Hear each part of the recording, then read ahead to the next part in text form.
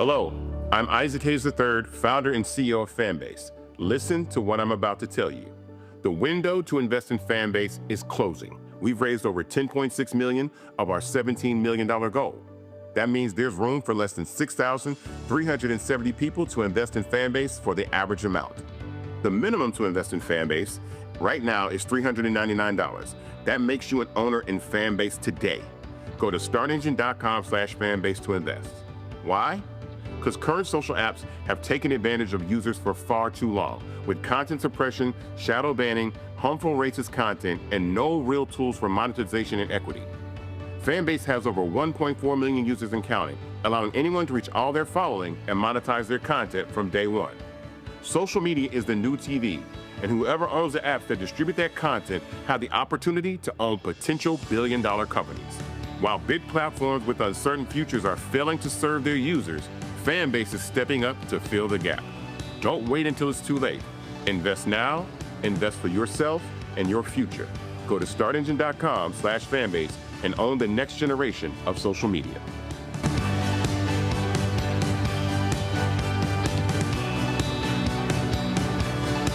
Folks, Black Star Network is here. Hold no punches! I'm real revolutionary right now. Black power. Support this man, Black media. He makes sure that our stories are told. Thank you for being the voice of Black America, Roland. Stay black. I love y'all. All momentum we have now, we have to keep this going. The video looks phenomenal. See, this difference between Black Star Network and Black-owned media and something like CNN. You can't be Black-owned media and be scared. It's time to be smart. Bring your eyeballs home. You dig?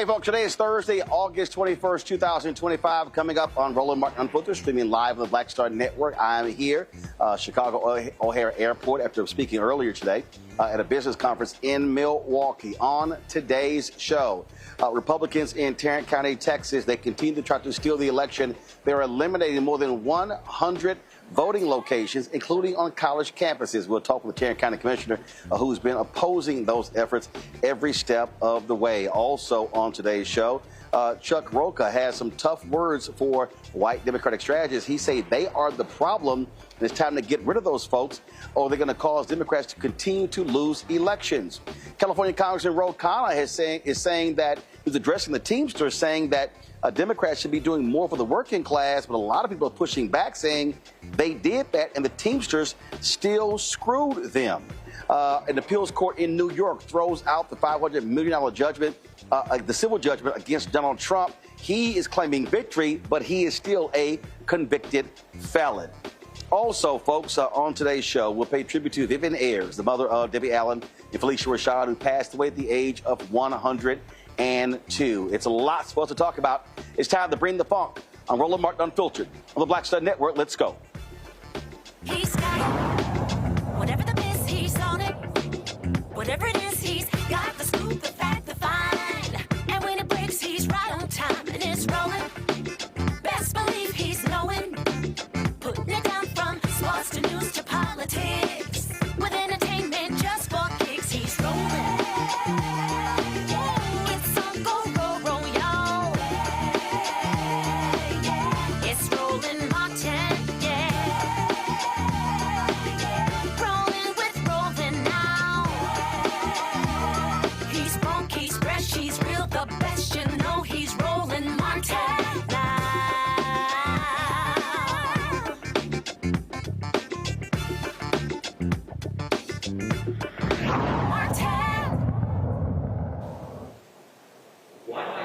Folks, Republicans in Texas continue to try to cheat. Tarrant County, Texas is an example. Now understand, Tarrant County is the largest major county in Texas that Republicans still control. Dallas County, Bexar County, Harris County, as well as Travis County, they are Democratic counties, and so they're trying to hold on. And so the county judge in Tarrant County did what the Republicans in Austin have been doing, a mid-decade redistricting to eliminate a county commissioner seat of an African American. Now they voted to actually eliminate more than 100 early voting locations, including on all college campuses. University of Texas at Arlington, a major student population there. They're taking the vote location off of that campus. This is all a matter of them trying to cheat. And Alisa Simmons has been critical of them, and she actually went at it with the county commissioner at Commissioner's Court. Check out this exchange. Well, what I don't appreciate are the games and the lack of transparency from you, Clint, and from you, Mr. Merritt. And what I don't appreciate is these people coming down here, parking, spending their time, leaving their jobs, whatever, to be disrespected when over 100 people tell us what to do and one says no. We do what they tell us to do. We were elected by them. Y'all are disrespectful to our constituents. And your disrespect for our staff is one of the most abhorrent things I have ever seen. Be quiet now. They don't have to be quiet. Be quiet. They can respond. Yes, you do.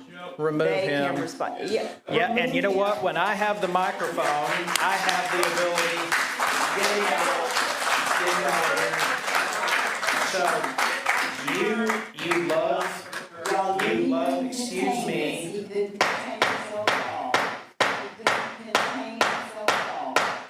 He's got to throw people out. No, I don't. Disrespectful of these people who have paid to park, come down here, taking their time to tell us how to do their business. These are taxpayers. And you are constantly calling our staff members liars, questioning their integrity. over and over and over. If they lie, would you do sir, me a they favor? lie. I'll let you speak. Would you do the same for me? Okay, I'll speak after you. So, of course you will. You can never stop. Folks, Commissioner Simmons joins us right now. Glad to have you back on the show. Let's talk about the early voting locations. You talk about slashing. I mean, they're slashing and burning. So they are reducing the overall number of polling locations. Early voting is going, what, from 44 to 24, some 45% decrease. What's the logic? What rationale have they actually given as to why they're slashing voting locations for the upcoming special election? The rationale is that the constitutional amendment elections are low voter turnout elections. And so that's the rationale. But I contend, hell, that all elections are low voter turnout elections. So that and cost savings, although there were no dollars and cents really spoken about except what I pointed out, and that is that we have enough money to take care of contract labor, and that's what it takes to staff and man these polling locations. So we have more money in the budget than we had in the 2023 constitutional election. So that's their rationale. The reason I was focused on the election administrator is because he did not do any due diligence. First of all, how is the elections administrator the one choosing the polling places? That doesn't happen in Tarrant County. The elected officials make sure we know our precincts better than anybody. Nobody knows precinct 2 better than I do. How did the elections administrator get the authority to eliminate polling places in precinct 2, precinct 1, 3, 4? And so no due diligence was done. I asked him, I said, how'd you come up with these numbers? Well, ma'am, I've been looking at these numbers. How long? Oh, off and on for 6, 7, 8 months. I said, okay. So you didn't come to my office. First of all, Commissioner, I want to add this here. So first of all, for the people who don't understand, it's been a back and forth.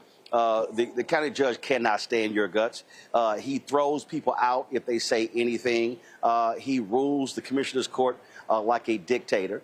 And he led this effort to get rid of your seat. And then what he's doing also, what he's also doing is, again, he can't stand the fact they have a 3-2 majority. He wants a 4-1 majority. And what's crazy here is you remove an early voting location off of a college campus, and when you look at the numbers, that's one of the highest voter turnout. And so what Republicans are trying to do here, and this is what I keep saying all the time, their strategy is very simple. They believe if they can shrink the vote, they can actually win elections. They don't want more people voting. They don't want more access to the ballot. They actually want a smaller access to the ballot because they believe that helps them win. That's right. And they've said it. That county judge, who is unhinged and only sits in that seat to advance the Republican agenda, the MAGA agenda, not even regular Republicans. He has said it. He has said exactly what we don't need as many people to vote. We can't win if more people vote. And they know they certainly can't win in 2026 after Trump decimates this country and after Abbott continues to tear up this state and after this judge tears up this county. So they say it here out loud. You don't have to guess. Right. And the thing here, again, and one of the things that we continue to say, though, is what we say to the public. This is what happens when we don't vote. This is what happens when we don't show up to Commissioner's Court, when we're not standing with you, we're not putting pressure on these folks. And so they are able to do what they do. You've got a crazed, deranged MAGA sheriff. You've got people who are dying in that jail, and he gets reelected. You've got a crazy, deranged district attorney in Tarrant County who continues to go after a black woman for what they claim to be illegal voting. That case is almost 8 years old. And so the only way to stop these people is to do it at the ballot box. And even though they're putting these barriers in place and cutting polling locations, people have got to turn out in huge numbers, especially African Americans. Otherwise, they're going to keep this crap up. They're going to keep it up. There is only so much I can do. Me and Commissioner Roderick Miles, we are 2 votes of a 5-member body. Anything we propose, any initiative, any thought, anything is going to get voted down. Nothing will change in this county or in any of your counties and cities and states unless you flip the balance of power. And the only way to do that is to get these people to the polls. And you need to start practicing now. For example, in Texas, with this constitutional amendments election, get people to the polls to vote on those constitutional amendments. Just get them in the habit of going to the polls all the time, not just during presidential elections. There's nothing, they are in control. They are in control. They're lockstep. And until we get in here, get people to the polls, and take this country back, take this county back, take these cities and school boards back, this is what we get. And again, anybody, we've had you on before, if anybody looks at Commissioner's Court, I mean, this man, the county judge, he is a tyrant. He is a dictator. He is a petulant child. That's who he is. That's his behavior. And here's what's crazy. They redrew these lines, hired a law firm, and to screw Democrats, to screw you and others, and taxpayers are paying for this. That's what's so crazy here. They're using taxpayer dollars to drive a right-wing Republican agenda. That's right. And they're using taxpayer dollars to fight the litigation. There have now been 2 lawsuits filed in the Tarrant County redistricting case. A second one was filed last week by LULAC and the League of Women Voters. And so that's taxpayer money that has to pay for yet a second lawsuit, and I expect a third lawsuit. You all are paying for Republican shenanigans. You are paying for this. And with regard to the polling places, how do you slash polling places? This is going to cause voter confusion. This is discrimination, not just against African American people and Hispanic people, but senior citizens, college students, working families. When you cut these traditional polling places for no reason at all, there is not a substantial cost savings. If that were the case, there's a fire station near my house. They don't run on a fire every day. Should we shut it down because it's underutilized? I mean, these people will make up anything. They want me to believe this was the election administrator's decision. That guy is terrified to do anything in opposition to what this unhinged. But Commissioner, here's the deal. I cover county government. Okay, the election administrator cannot make an arbitrary decision, and the reality is the Commissioner's Court can overrule any decision of the election administrator. That's just BS. That's what I said. So I made a motion to reject those lists. I made another motion to table this discussion. We have plenty of time to put this on the next agenda. Let the elections administrator get us some data, some analysis. I asked him, what was your methodology? What did you, he says, it's all over my desk. I'd have to put together, you don't have a report for us? What are you presenting to us? Just some list. Unheard of. Lack of professionalism. And he was just doing what he was told by this county judge.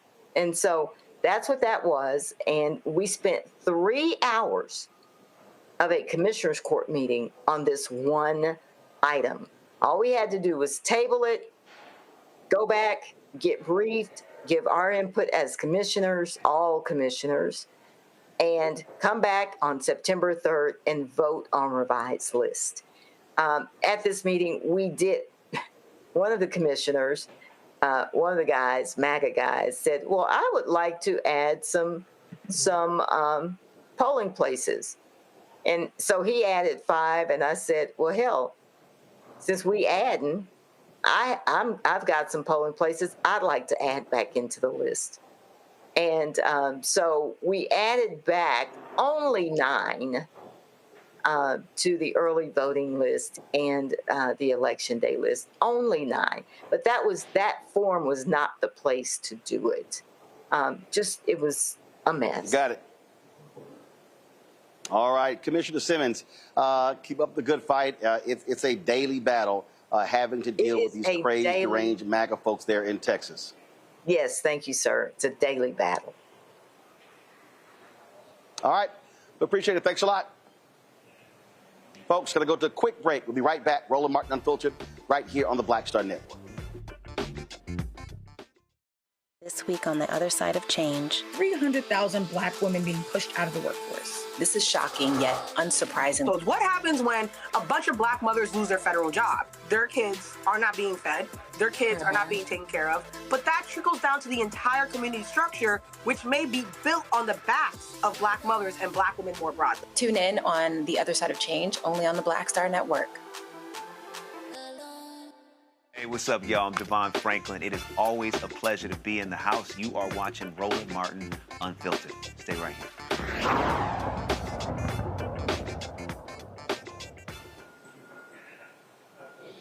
Folks, is bringing my panel, of course, Dr. Nola Haynes. She is, of course, Georgetown University School of Foreign Service out of D.C., Dr. Greg Carr, Department of Afro-American Studies, Howard University out of D.C. as well, Joy Cheney, founder of Joy Strategist out of D.C. Glad to have all 3 of you here. Joy, I'll start with you. Bottom line is this here. I made this point to the commissioner. We don't have Joy there, but that's fine. Let me know when she joins us. Yeah, this is real simple. This is real simple, Greg. We cannot sit out elections. These people are able to do what they do because we are not mobilized, we are not organized, we are not maximizing our power. And the numbers are there. Okay, the number of registered Democrats in Texas actually outnumber registered Republicans. But you have massive numbers of people who are Black and Latino who simply are not registered to vote. And people are accepting of this. And these people, they are tyrants, they are dictators, they are petulant children. And the only way to break their backs is you have to do it at the ballot box. And so that's why it offends me when I listen to any of these idiot Black folks talk about, oh, your vote don't matter, your vote don't count, you wasting your time actually doing that, when these people are exercising raw power to destroy so many of our lives. Yes, they are. I'm encouraged by the way that naked white supremacist talks. Shut up. Be quiet. Remove them. You see, anyone with any basic decency, sense of self, will respond to that. We can ignore and should ignore rather than trying to argue with those who would say your vote doesn't count. Some of those people are simply worn down by this type of activity. Others are probably operatives, quite frankly. And then there's, of course, the factor of ignorance. But it's not enough collectively to stop us from doing what we need to do.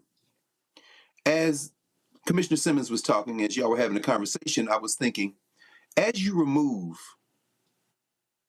polling places from college campuses, I can't speak to the students there, but I can certainly speak to the students that I have. That's the type of thing that would have those students organize and walk to wherever the polling district is. I'm very encouraged by Commissioner Simmons. I think that as we see elected officials all over the country, including there in Texas, begin to match that energy, that's how you break their backs. These people are not colleagues. These people should not be treated with respect. These people are open enemies of our common humanity. And once you have that in place as a morality play, you have gained the energy that we saw with the Student Nonviolent Coordinating Committee and the Southern Christian Leadership Conference. We've got real enemies, and we should treat them as enemies.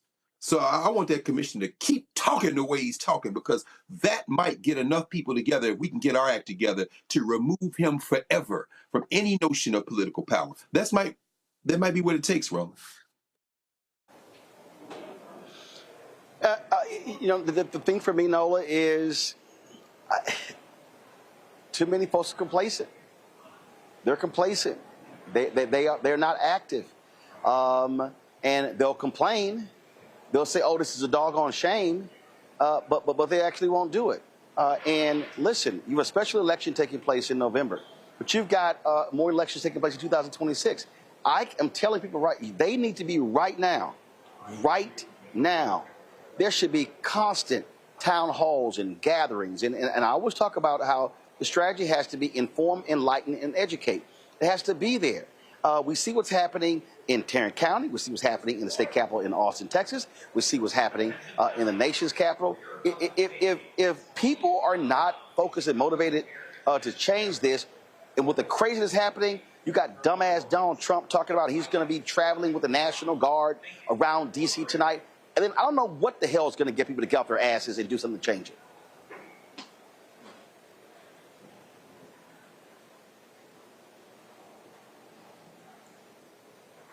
I talk to a lot of young folks. You're on mute. And I'm not on mute. Okay, now we have you. Now we got you. Not on mute.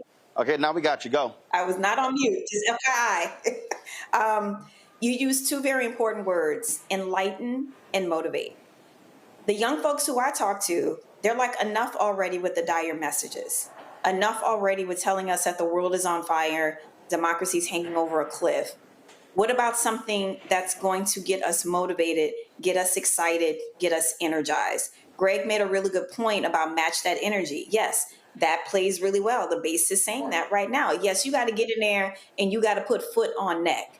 But in addition to that, there has to be something else beyond just countering Trump, beyond countering MAGA.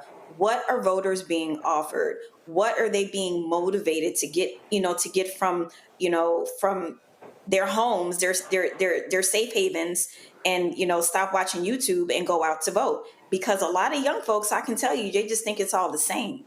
So with that information, with that data, that tells me, yes, it's a messaging issue, but it's larger than that. Because like you said, it's about motivation, and it is not motivating to constantly tell people, give them these dire messages. We got to do something else. Yeah, but here's the thing, Joy. It's very simple. Okay, we can talk about messaging all we want to, but those very same people are seeing things being taken away. They're seeing Medicaid being taken away. They're seeing student loan debt relief being taken away. They're seeing the impact of tariffs. They're seeing prices go up. So at some point, people are going to have to recognize that they have to also be self-motivating to actually change something. I think that's right. I mean, the only thing I would say different than what Nolan was saying was that, yes, we need to have a positive affirmative message that says this is what you're voting for, right? But the best thing we have going for us sometimes is the cravenness of this Trump administration and their acolytes, federal, state, local. We benefited from their stupidity previously in his first term. Now we're benefiting from his overreach. He is making the case for us more than we could ever do ourselves. We told them this was going to happen. There was plenty of evidence. He told them it was going to happen. But there is nothing like seeing it yourself. Your family losing your Medicaid, you losing your job, your business closing, your polling place closing, your favorite district or member being disfranchised or gerrymandered out. That's where we are. They are overreaching. And now what we have to do, Democrats have to do, is use the space that has been given to come in with a positive message that highlights what they're doing, fights back, and gives people something to fight for. Gotcha. Well, I'll tell you right now, as long as people are sitting out, they're going to run the table. As long as they have the power, they're going to attack. And folks had better understand that it's not just in D.C., it's not just in Texas, it's happening elsewhere. Right now, let's talk about Missouri, what's happening there. Republicans are trying to redistrict there. They want to wipe out the congressional district of Congressman Emanuel Cleaver. They want that entire state to be red. What Donald Trump has been doing is telling red states, yo, change your maps, change your maps. And so now we're seeing that take place in Texas. Today in California, the legislature passed the measure of California Governor Newsom. Now it's going to go to the voters to actually vote on changing the maps there as well. But again, what Republicans are trying to do, they want to change the maps. You see what happened in Texas is pick up seats. They want to do it in Missouri. They want to do it in Ohio. They want to do it in Florida as well. And so these things are continuing to mount and mount and mount. Joining us right now are a couple of guests, State Representatives Mark Sharp and David Tyson Smith. Glad to have both of you here. So give us a sense, first of all, Mark, I'm going to start with you. Give us a sense, what is their plan in Missouri? If you pull up the map in Missouri, it's a lot of red. You got a couple of blue spaces there. But Republicans there, they want to wipe out the Democrats, including Congressman Cleaver. They want to wipe out the black member of Congress in St. Louis, Wesley Bell, and they want to wipe out Cleaver in Kansas City. Well, the plan right now, thanks for having us on, Roland. The plan right now for Democrats in Missouri is to make sure that we're making the right phone calls, the right emails, organizing, having these meetings, as it was said earlier on your show, having these rallies to show just exactly how heinous and how atrocious what the Trump administration is asking of Missouri Republicans. And this is just completely egregious, and it goes against even Republican values from just 4 years ago, or just 3 or 4 years ago. Well, first of all, let's just be real clear, David, and I'm real clear. These Republicans, they have no morals, they have no values, no principles, no ethics, no integrity, no credibility. They don't care. They'll do whatever the hell it is that they want to do, and so it does not matter. That's what you see going on right here. And so they will exercise raw power, and when their dear leader, their cult leader, tells them to do it, then they're going to follow. Absolutely, Roland. You're absolutely right, and thanks for having us on. You know, and I say to my Republican colleagues, it's time to have courage. It's time to have valor. You know, everyone walks around the state capitol as if they're statesmen. Now is the time to do the right thing. Everybody knows it's wrong. These Republicans know it's wrong. They go home at night, they talk to their wives, they know it's wrong. They have got to do the right thing and stand up, because we're going to say no, and we're going to stand up, and we're going to do everything we can to put an end to this. We're not going to lay down and let them just roll over the state like this and use Missouri as their puppet. Okay, so what can you do? We saw in Texas where if Democrats in the Senate had the guts, all 11 would walk out so they can break quorum. We saw in the House as well. Listen, you know, Republicans control your legislature.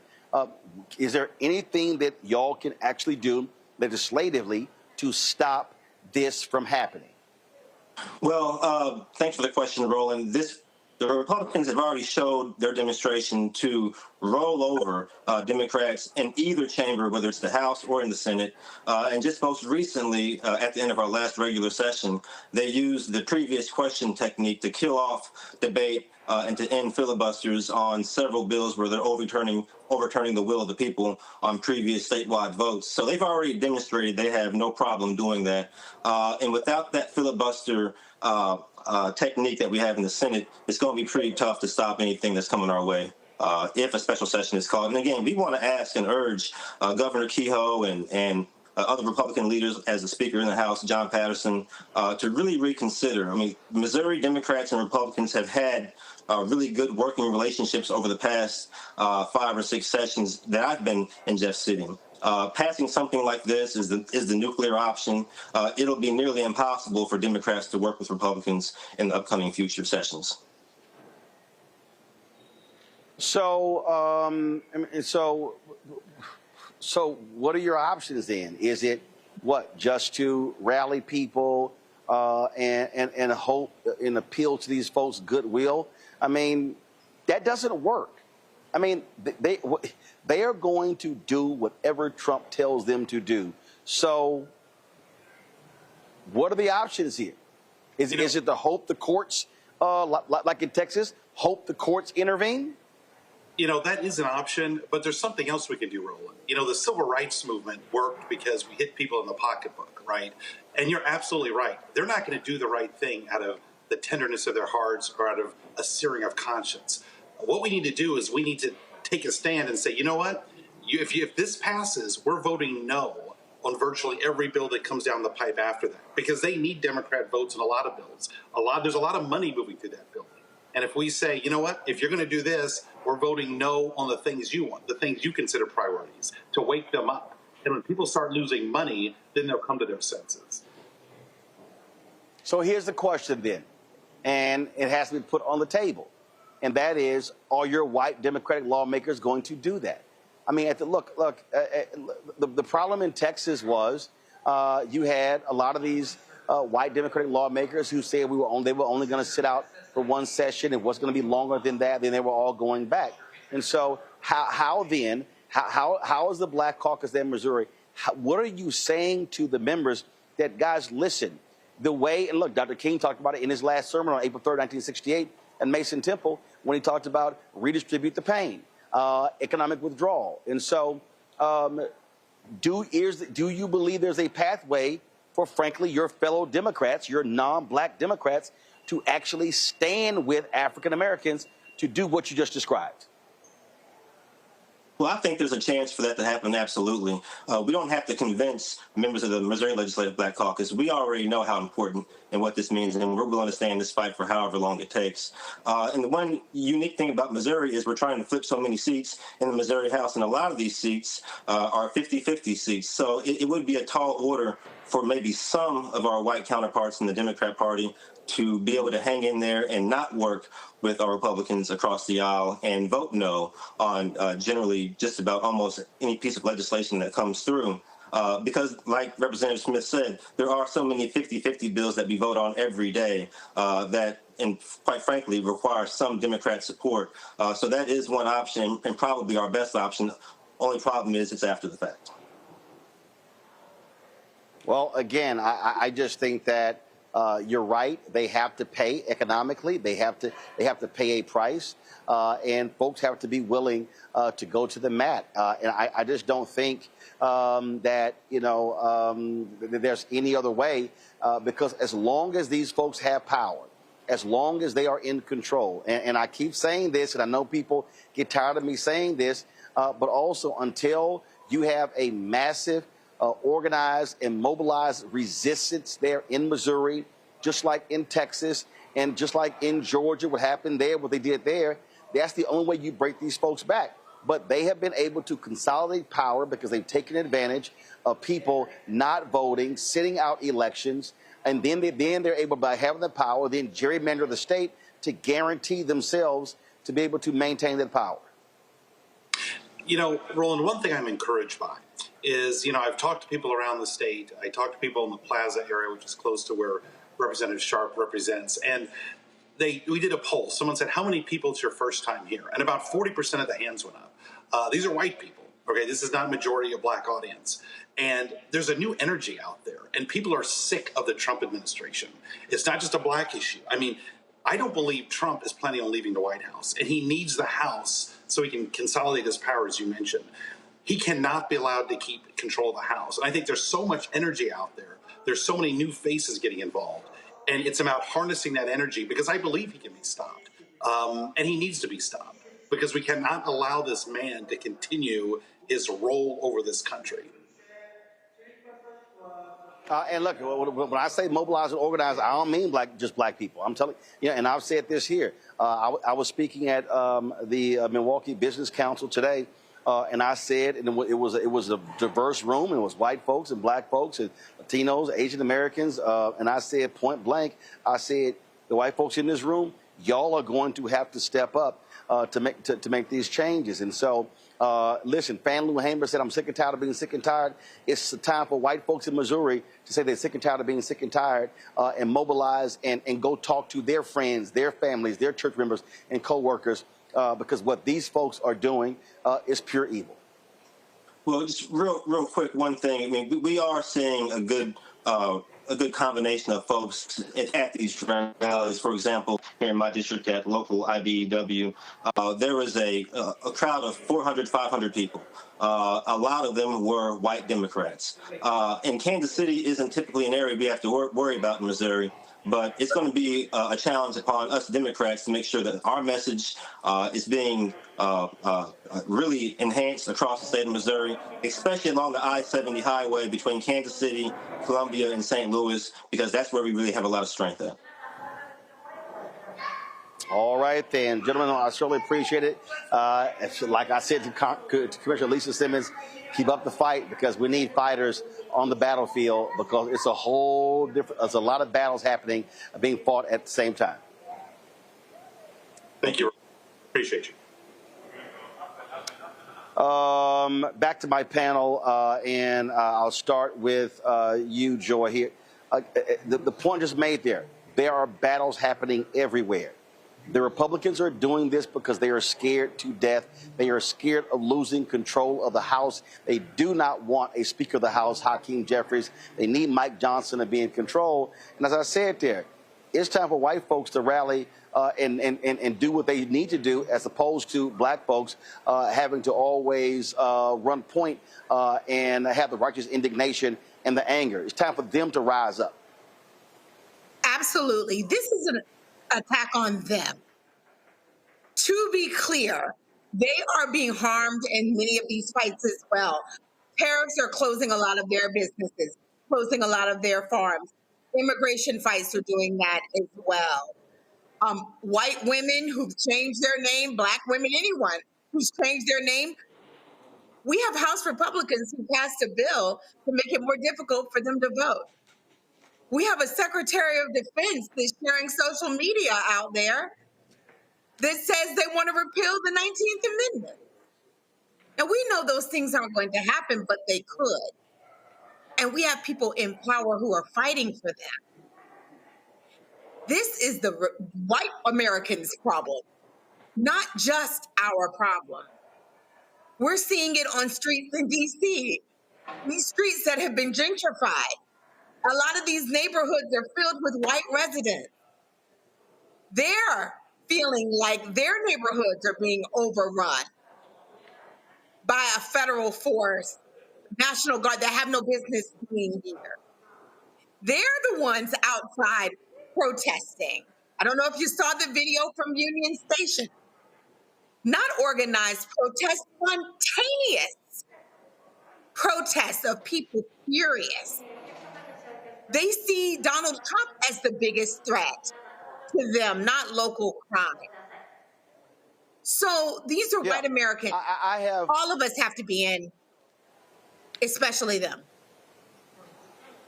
Yeah, look, I mean, I have made this, I've said this repeatedly, Nola, and people keep asking me, and you've hit me, and it's like, hey, what's it going to take? And I said it. I said, folk are going to have to hit rock bottom.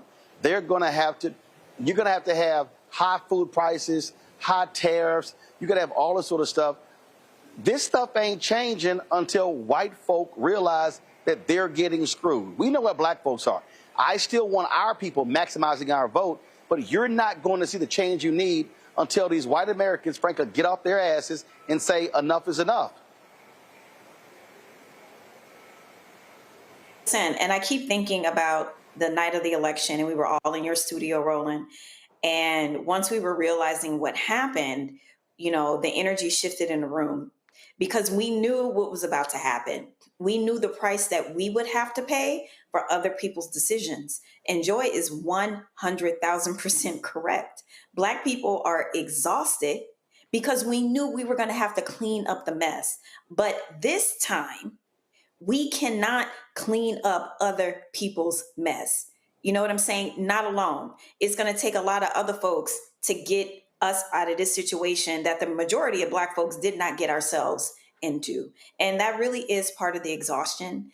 And I do think that it's time for Black folks to shake that exhaustion off. You know, for the folks who have been at home, for the folks who have been just feeling like they don't want to get involved, they don't want to think about it. 26 will be here in 5 minutes.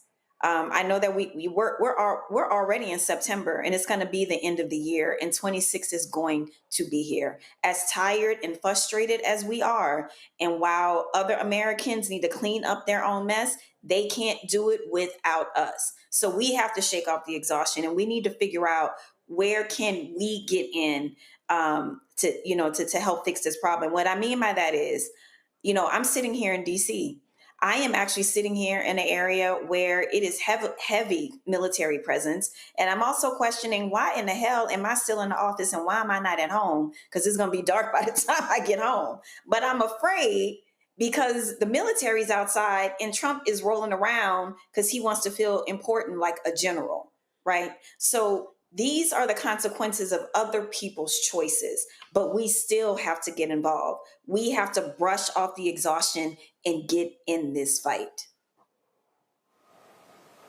I mean, look, here's the deal, Greg. Missouri, very much a red state outside of St. Louis and Black folks there in Kansas City. And so white folks got to step up. But what I keep saying is where we have numbers, we have to maximize those numbers. And I just think that what should be happening right now, and unfortunately, I mean, I'm going to say it, and I don't care. It ain't like we're seeing it from our civil rights groups. It's not like we're seeing, and I don't want to hear, oh, we got a text campaign. No, this is literally, and this is no pun intended, even though my man just dropped the remix of Boots on the Ground featuring Fantasia, but this is literally a boots on the ground thing. This is where people have to recognize this is hand-to-hand combat. This is door-to-door. This is door-to-door. This is house by house, street by street, block by block. Look at the numbers. I mean, that's what this is, and so that's what folks have to be. So when I'm making the appeal for folks to give, we know where we're going to be. We are going to hit 4, 5, 6 different cities in Virginia because, and for all the people talk about, oh, you shilling, no, y'all can kiss my ass. This is why we're going to be doing that, because it's a black woman in Virginia where all the money runs through. That's Senator Louise Lucas. And then the Democrats control the House. It's a black man in Don Scott who's the Speaker of the House. And then if Spanberger, she needs to be doing some black media as well, trust me, we're going to be calling her behind, just like we're going to be calling Representative Mikey Sherrill, who ain't doing a damn thing trying to mobilize black people in New Jersey. And so, of course, she may lose, even with the black guy she named as a lieutenant governor who nobody knows in New Jersey. But here's the thing here. If Democrats control the House and the Senate and the governor's mansion in Virginia, then they can actually pass the measure that will automatically restore the voting rights of people who are formerly incarcerated. So no longer will it be the governor has to sign one by one. So, again, I'm sitting here, I know exactly why I'm going to be doing that, because I have black interest in doing that. But that's what we have to be seeing here. And so I want to see our groups having these forums and discussions and walking people through and doing state politics 101 and city council 101, because it's a lot of our folk who are clueless about how all this stuff works, and we are the ones who are being negatively impacted the most. Yes, Roland, I think that's a critical function of the Black Star Network, the educational function.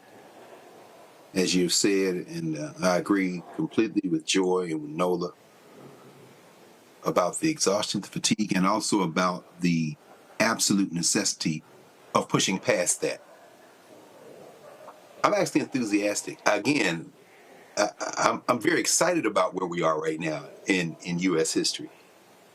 Having no stake at all in the United States of America as a concept, and a complete and utter stake in the present and future of African people in this settler crime scene, and a commitment to our common humanity. If we study American history in the context of world history, we know that this was inevitable. We were human trafficked. We had to fight our way out of it. We had a little bit less than a decade of Reconstruction, and the white boys regrouped and came back. But if we trace that period, we know that it was also accompanied by the Gilded Age. It was accompanied by this extreme wealth inequality, robber barons. But what came after that? Organized labor, the Progressive Era. Then you have, of course, 2 world wars. And we returned from World War II fighting, and you had the Black Freedom Struggle. And so what we are experiencing now is the white lash, just like in the wake of Reconstruction. But as the demographic shift and the desperation rises among the white nationalists,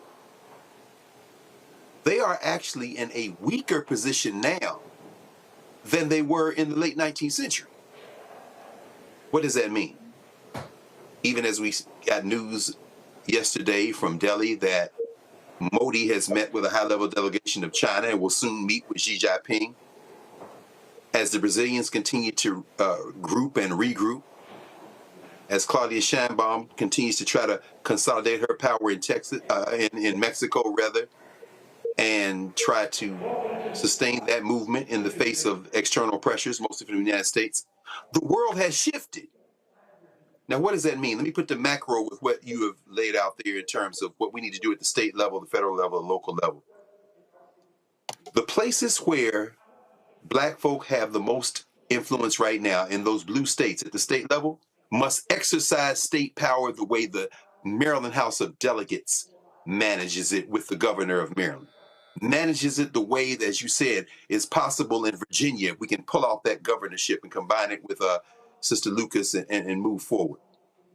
In California, in Illinois, there are powers reserved to the states that the federal government has no power over.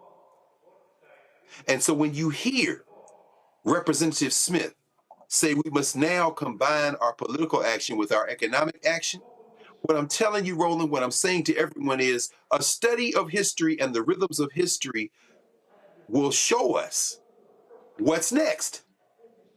You see, it's only going to take 1 or 2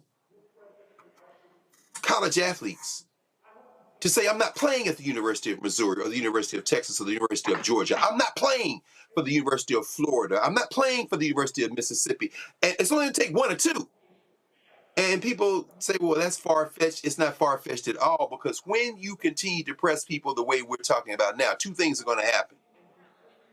Number 1, the naked white supremacy will trigger a political consciousness among just enough people that can be converted into I'm not shopping there. Ask Target how it works. The second thing it does is engender a sense of absurdity. And this is what the governor of California has tapped into by tweeting the way that Bozo is tweeting and revealing just how absurd it is. It will trigger a level of absurdity that will make what these white boys are trying to do so unsustainable to regular people. J.D. Vance looks and acts exactly like a Beverly Hillbilly. He's walking around in Union Station yesterday with that Pee Wee German Stephen Miller handing out Shake Shack mess and getting roundly booed and derided and laughed at by the people there. What I'm saying is it's a small step now to say, I'm not spending any money with anybody to support y'all, and I don't care whether they support you or not. If you Republicans vote this way, if you consolidate power, beautiful. Go right ahead. We're going to break your back in the stores. We're going to break your back on the athletic fields. We're going to withdraw our participation in your criminal political economy. And it's not going to take all of us to do it. It's only going to take a couple of people to do it.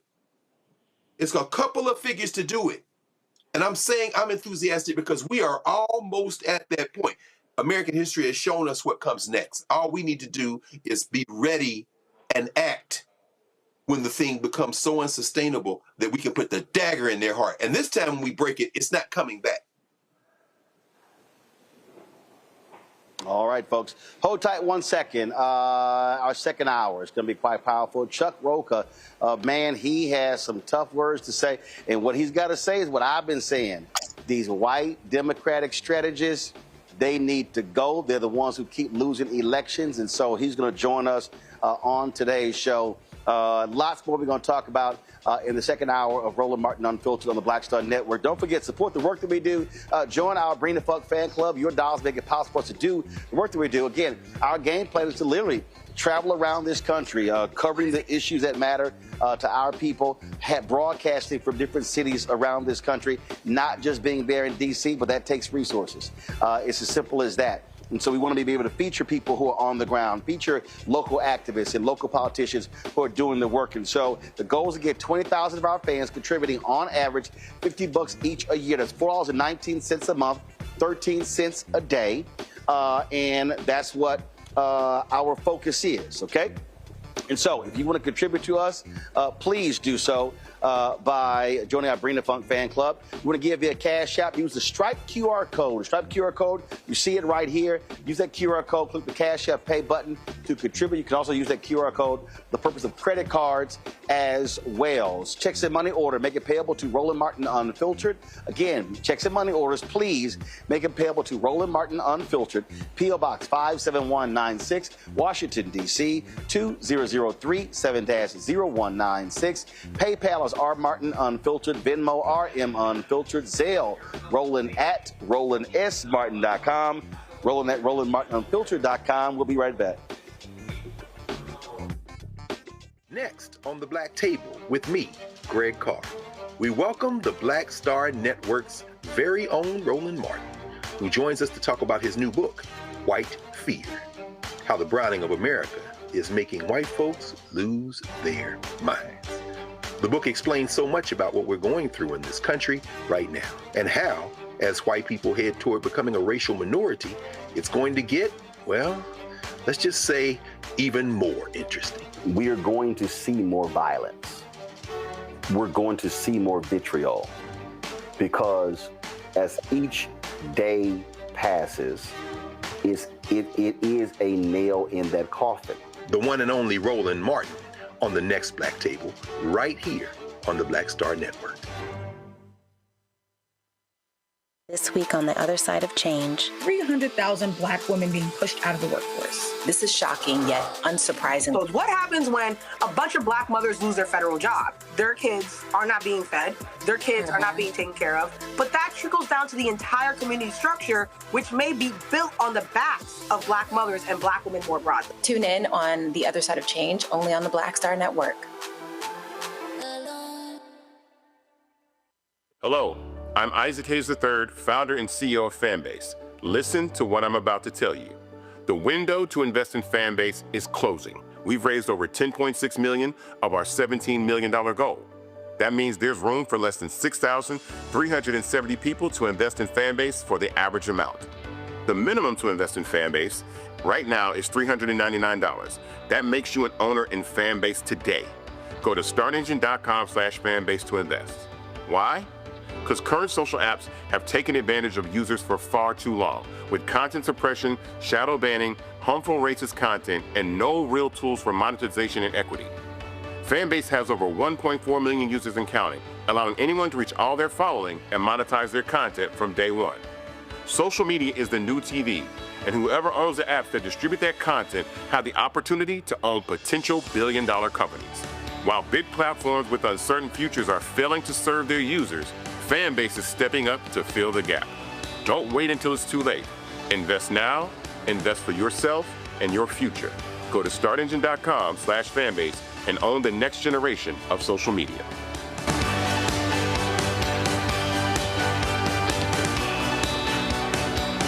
Hey, this is Motown recording artist Kim. You are watching Roland Martin Unfiltered. That boy, he always unfiltered though. I ain't never known him to be filtered. Is there another way to experience Roland Martin than to be unfiltered? Of course he's unfiltered. Would you expect anything less? Watch what happens next.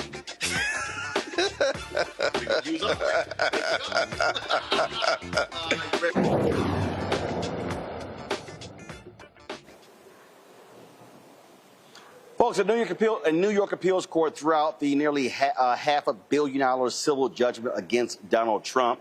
Of course, in February of last year, a New York judge ordered Trump and his co-defendants to pay nearly $364 million to the state, citing what the court called ill-gotten gains. Now, there have been daily fines as well. In the decision, a justice from the appellate division, First Judicial Department, wrote that the penalty, technically a disgorgement, the Eighth Amendment's prohibition on excessive fines. Now, Trump hailed the decision in a post on Truth Social, claiming he's been totally vindicated, but he hasn't been totally vindicated because the conviction still stands. And, of course, Letitia James, the New York Attorney General, has made it clear they're going to appeal that decision.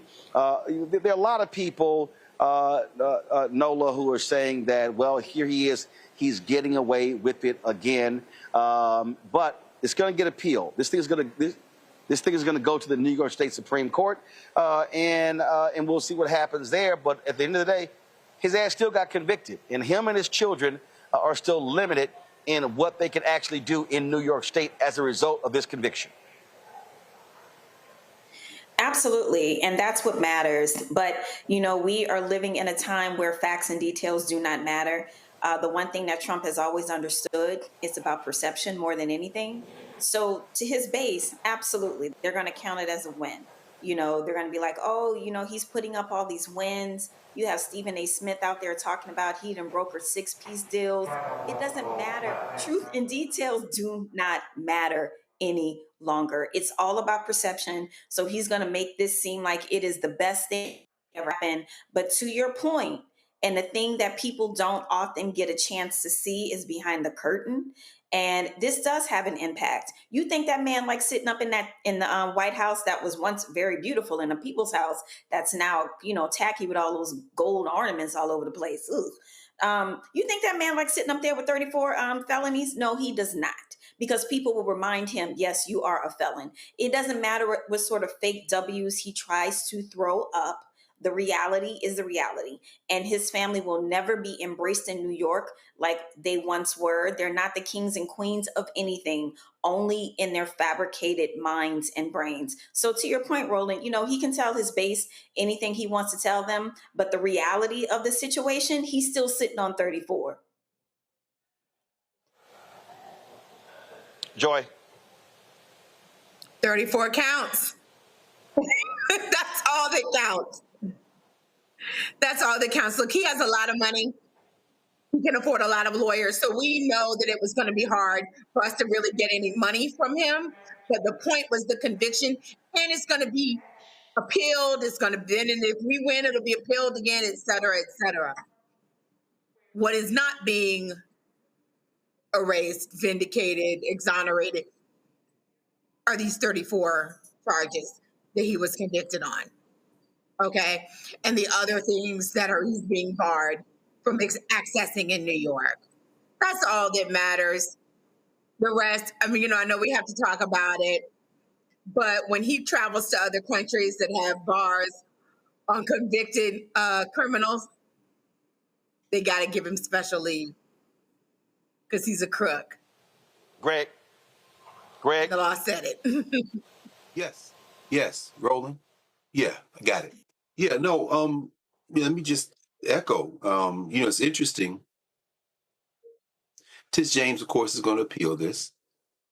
What the court did today was affirm the wrongdoing by Trump and the members of the Trump leadership of his corporation, including his two absurd sons, all of them barred from holding office in New York State, 3 years in case of Trump, 2 years case of his sons, I think, or maybe I have it backward. But the point is that, as Attorney General James said today, that was affirmed. But as Dr. Haynes said, as Nola said, perception is reality for many of the lemmings and for the people who don't pay attention. So all you got to do is tweet out total victory and people believe that. Wasn't it excessive fine? We don't think so, but the court of law thought that it was, and it's going to be appealed.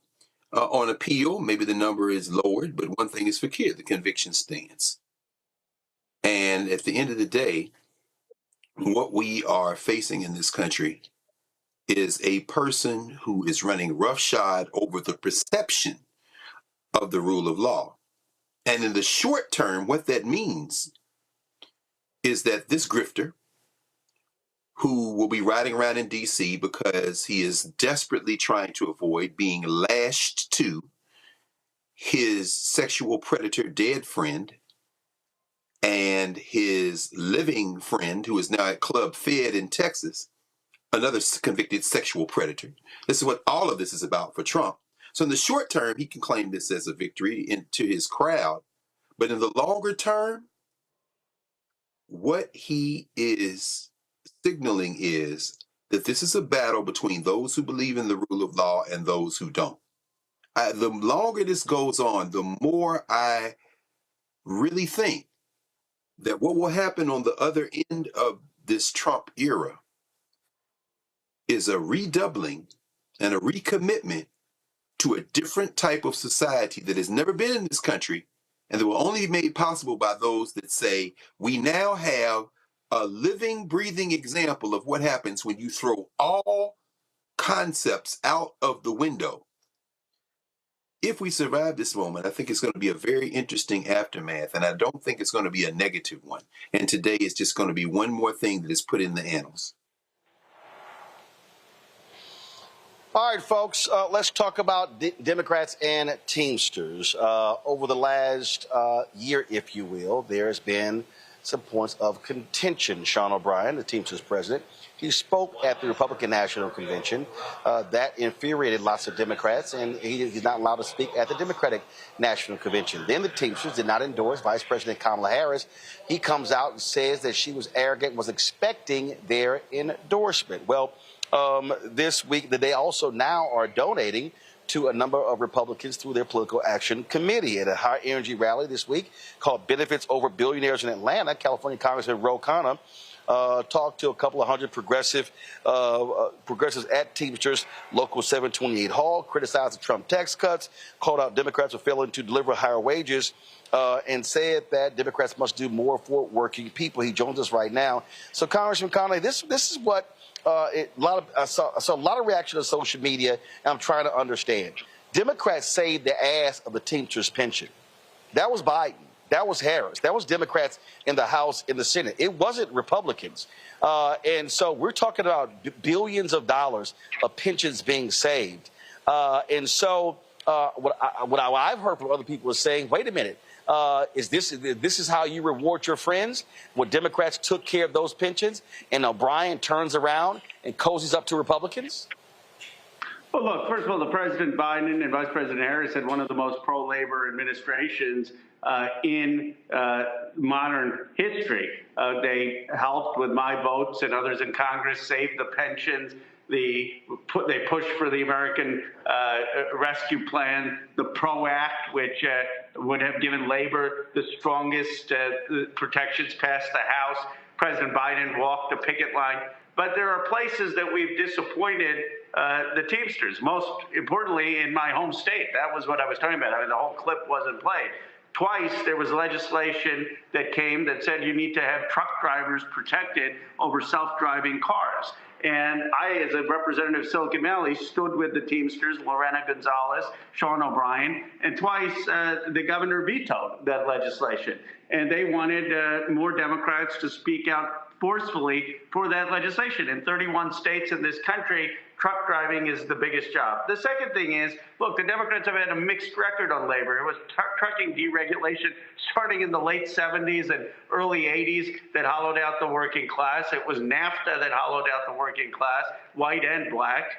It was China's ascension into the World Trade Organization that hollowed out the working class without. I gotta stop. I gotta stop you. I gotta stop you right there, because here's the problem with NAFTA. I'm born and raised in Texas, and the reality is, depending upon what state you're from, some people NAFTA was beneficial, and places like Ohio said it hurt them. Texas said it helped them, and so this saying it hollowed out the middle class. It depends upon what state you're talking about, and so that was also one of the issues. Well, I think it's more complex. I hear your point on that, and I've opposed some of the tariffs, for example, on tomatoes for Mexico. But I just was in Mexico meeting with President Sheinbaum, and they'll tell you in Mexico, one of the consequences of NAFTA was that it totally annihilated farmers, corn farmers in Mexico. And my view is that NAFTA, as it was passed, was too much of a handout to corporations. They got to have this international dispute settlement where workers' rights weren't protected, the labor rights weren't protected, union rights weren't protected, and it hurt the working class both in the United States and in Mexico. And, you know, there were a lot of progressive Democrats who were opposed to that. But my point about NAFTA and China into the World Trade Organization and the deregulation of trucking is it's not like the Democrats have had a perfect record over the last 30, 40 years on working class issues. And we should acknowledge that, and we should work to build trust back with the Teamsters and with the unions we've lost. I mean, I didn't realize why that was such a controversial thing to say, look, we've lost certain working class voters. We've got to redouble our effort to build trust. But this is where, again, this is where I believe GOP lies plays a part in this here. We talked about the pensions of Teamsters.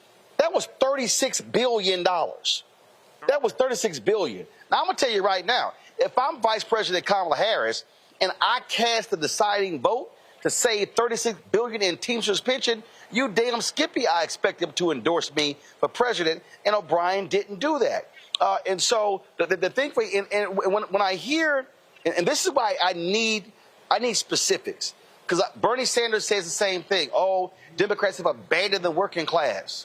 I'm trying to understand it. If I had to hold up policies that have been passed by Democrats versus Republicans, let's say in the past 20 years, in terms of working class, I dare say Republican policies have done more damage to the working class, yet Republicans, they message as if they are the great saviors of the working class. So if we're talking about nationally, what 3 to 5 very specific items would you say that Democrats need to do to appeal to the working class?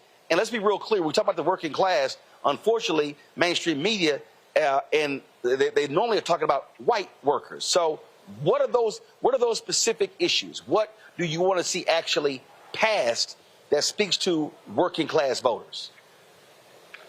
Well, first of all, let me acknowledge your point that Democrats have been better for the working class than Republicans. But the point is that neither party has prioritized the working and middle class enough, and that's why income inequality is soared.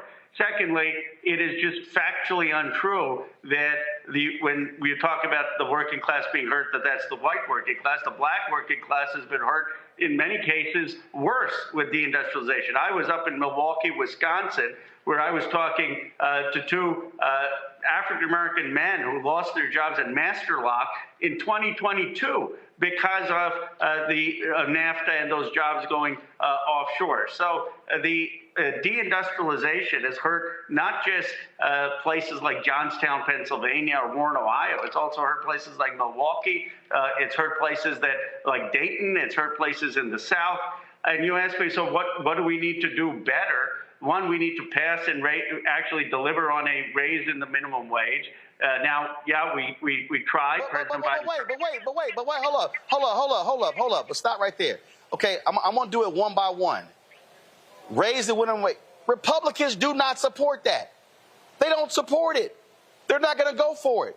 You got the guy who's bringing back Bed Bath & Beyond complaining he's not going to open any stores in California because they've mandated a living wage. And so that's literally what you're dealing with. And so how do you – listen, it's come down to votes. Democrats, you don't control the House. You don't control the Senate. So the reality is that ain't happening. Republicans are not advancing raising the minimum wage. And so I know a lot of folks have been advocating for a living wage, $15 an hour or even higher. And so, again, saying we need that, how then do you get that if you're not in power? And Republicans ain't going to do it. We had power. We had President Biden, we had the Senate, and we had the House. And there were several of us, including back then, I said, let's fire the parliamentarian. I don't understand why the parliamentarian was standing in the way of a minimum wage increase. I said, let's call out the senators who were standing in the way because of the restaurant lobby for getting the minimum wage increase. We didn't get anything. Now, I'm not criticizing President Biden or Vice President Harris in terms of advocating for it. I'm saying when we get power and we have the House and the Senate and the presidency, we need to actually deliver on some of this stuff. Now, you would say, well, okay, the Republicans are not going to do it. No, they're not going to do it. And they appeal in the cultural ways and other ways to whether it's standing for the Second Amendment or whether it's on the border or whatever the other issues are. My point is, though, that the best place where the Democrats win is when we have a robust economic message, the kind that FDR had or that Dr. King with the Freedom Budget, with Bayard Rustin and A. Philip Randolph had, where we deliver on a populist progressive economic agenda, then we can win the broad working class. We don't win them often on other issues. And all I'm saying is let's be clearly for that as a party. Well, I have to, I had to separate this here. You're winning black working class, you're winning Latino working class, you're not winning white working class. And see, at some point, I get everything that you're saying about a populist economic message, but let's be clear. White working class voters are consistently voting against their economic interests. So you can make this grand economic appeal to if you want to. That ain't why they're voting. All of these white working class people voted for Trump, and there's nothing about his agenda that's actually going to improve their lives. So how then do you target, and again, we have to separate this here.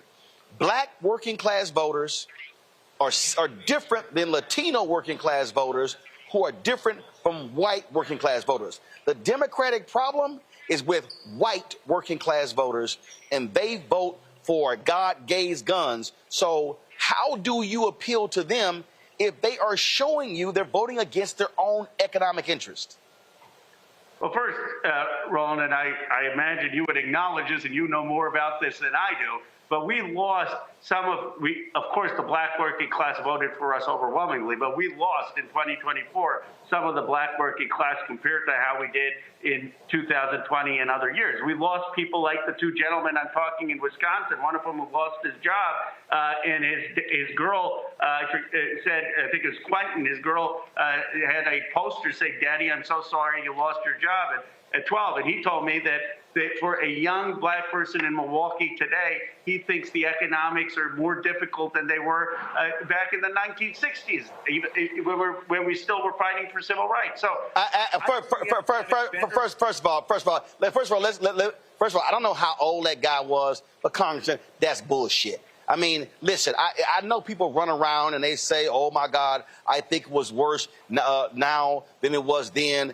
They're full of shit, because if they weren't there, then they don't know that. And we all know how awful the economics were in the 1960s when black people could not get jobs in corporate America, could not get any capital, couldn't get loans. And so when I hear anybody today say that crap, unless they were actually alive then, to me, I'm not buying it. But I understand your point in terms of frustration among African Americans when we talk about what's happening economically. But again, the point I'm making is this here.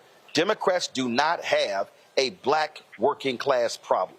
They have a white working class problem. So again, you got to explain to me, how are you going to appeal to white working class voters who literally are voting against their own economic interests? The Affordable Care Act Medicaid expansion ties directly into a family's economics. SNAP benefits ties into that as well. Republicans want to cut all those things, and these white working class folks, they're loving them some Trump. So how are you going to counter that? Well, first, I'm going to answer your question. But first, on the black economic agenda, I think the Democratic Party needs to do a lot more. We need to bring more capital I agree. We need to bring more technology jobs. We need to bring more industry. And I think that the deindustrialization hurt black Americans, the black South, the most. And by the way, when William Julius Wilson was writing about this, no one paid attention. It's only later on when it started to hurt white working class communities, and Deaton and Case and others came along, that the country said, oh, we've got a deindustrialization problem. The deindustrialization problem hurt the black South in black cities before it hurt anyone. And so I think we have to have a Congressman Khanna, I trust me. Listen, everything you're talking about, I deal with these every single day. I am not saying I am advocating for a black agenda, but that's not why you're losing. You are losing white working class voters. And what I need to know is, how are you going to convince a white working class voter to vote for Democrats when Democrats have advanced issues? When you talk about the stimulus plan under Obama, do you know who that saved Elkhart, Indiana's ass, the RV capital of the world? And you know what happened when the election came around? Them white folks in Elkhart, Indiana, they sat there and rolled with Trump over Hillary Clinton. When you talk about what Biden did with the various bills, the infrastructure bill, broadband funding, all of those things, guess what those white rural working class voters did? They ran to Trump. So again, and I've asked the same question to Senator Bernie Sanders. You have to separate this here. How are you going to convince a white working class voter where you've passed things that benefit them, but they still vote Republican every time? West Virginia is one of the brokest, most illiterate, sickest states in the union. So when you talk about education, when you talk about government funding, when you talk about health care, and you know what? Them white folks there, they vote for Republicans left and right. We could talk about Tennessee, South Carolina, North Carolina, Alabama, Florida, on and on and on. So I still need to know, how do you convince a white working class voter to vote Democrat when they are in love with Donald Trump and the Republican Party? My answer, then I want to hear yours. First of all, President Obama convinced them twice through inspiration, charisma, and showing up. But I think what you have to do is you have to first show up in these communities. You have to show up and understand a lot of the anger and the pain of communities that lost industrial factories, where their kids often may not have the same good paying jobs that they have, where they see a decline over the last 30 to 40 years. They say, hey, Ro's family, they just got here. They didn't fight in the wars. Now look at Silicon Valley. There's all this wealth there. What happened to us? Where do we see our future? And I think you have to go into those communities and say, we see you, we hear you, and we're going to have huge change where we're going to actually get factories there. We're actually going to get new jobs there, new industry there, and make that connection. Now, you can say President Biden did some of those policies, and he did. He did the CHIPS Act. He did the Inflation Reduction Act. I don't think we were present in the communities enough. I don't think we did the outreach enough. I don't think it was enough of an economic agenda, and people said, hey, they're both the same. We've got to do the extra mile of convincing people. And then finally, I believe that you have to show, as in our best traditions, from Frederick Douglass to King to Obama, that we see the best of this country. And I think if you go into those communities and say, look, to be ahead of China, to win the 21st century, it's going to take all of us. And we have a vision that all of us can succeed together, and you're able to articulate that with conviction, I think that the majority of this country will come along, and that's the type of leadership it takes. So let me give, before I go to my panel, let me say what I think needs to be done. Yeah. I think what y'all are going to have to do is do what Democrats are frankly afraid to do, and that is go to the belly of the beast. If you're a Democrat, and I've said this to Sanders, I don't give a shit he's going out to Colorado and Nevada. No. What I said to him directly when I met with him a few years ago, I said the same thing to Senator Elizabeth Warren and the others. They need to be going to the brokest, sickest, most illiterate parts of red America and literally say, y'all do know y'all are the brokest, the sickest, and the most illiterate, and show them the numbers.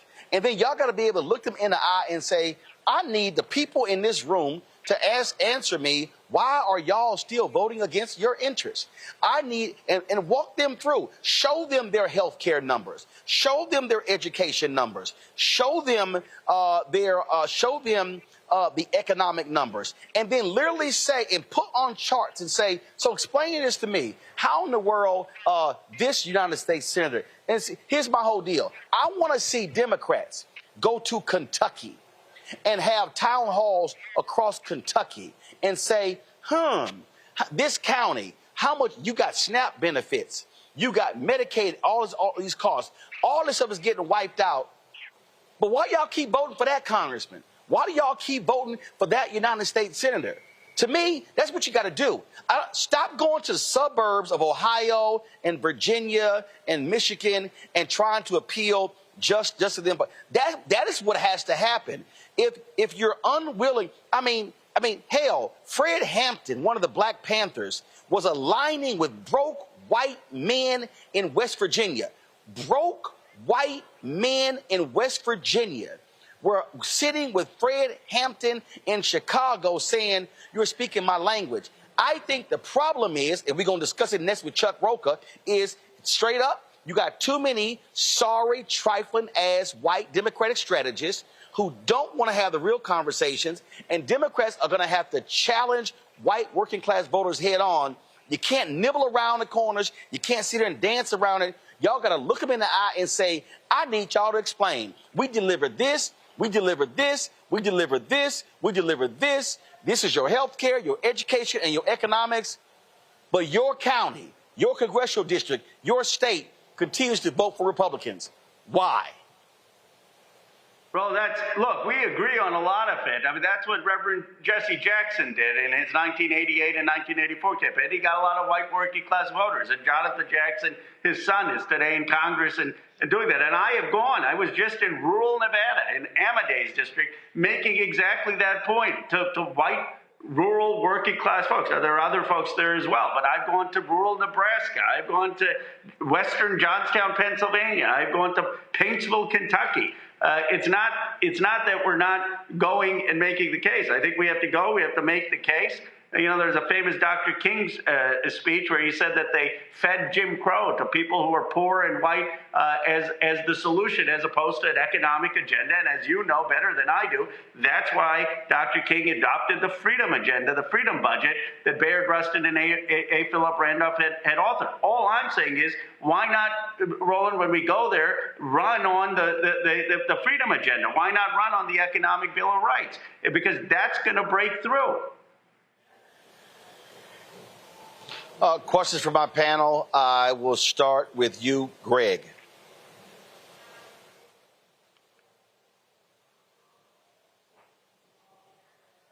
Professor, Greg's I'm sorry, audio. I'm not going to be able to hear you. I can't hear. I'm sorry. Here I am. Yes, I am. We Sorry. can't hear Greg. I was unmuted.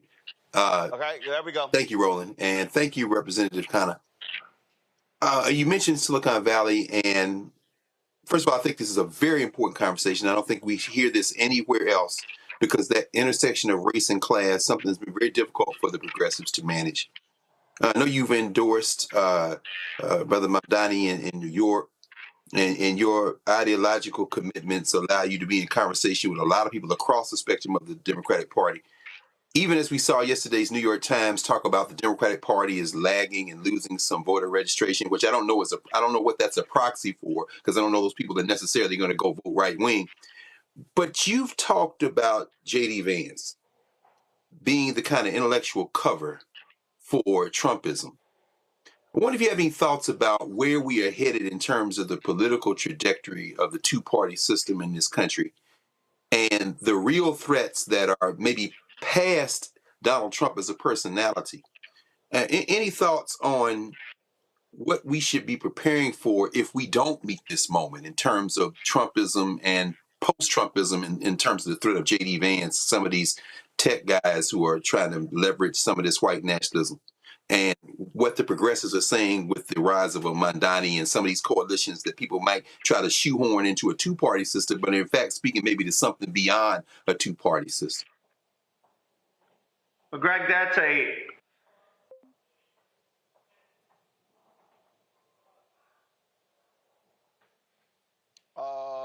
not sure what happened to the Peter Thiel. Okay. They didn't want him to answer that question. Guys, can we get the Congressman back? What the hell happened? Sorry. All right, Sir? Congressman Ro Khanna, we have you back? There we go. Yeah, sorry, I don't know what happened. That was a profound question, Greg. Let me say this. J.D. Vance, Vice President Vance, has a view of a hierarchy of Americans. I mean, go look, as you know, his speech. He said, you're as American if you can trace your generations back here. He doesn't view me as American because I can only trace my generation back, to my parents are immigrants. And most black people in this country did not fight in the Revolutionary War.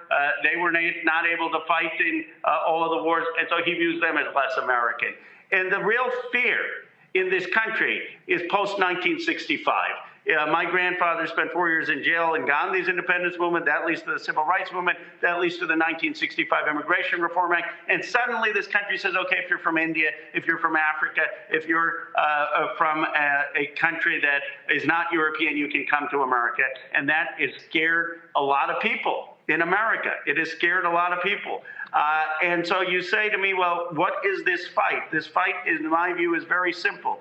Are we going to go towards what Frederick Douglass prophesied in the Composite Nation in 1869, a nation of all nations, a people of all backgrounds, where your allegiance is to the Constitution and to the principles? Or are we going to be a society that is where race and religion define your hierarchy as Americans? That is the fundamental fight.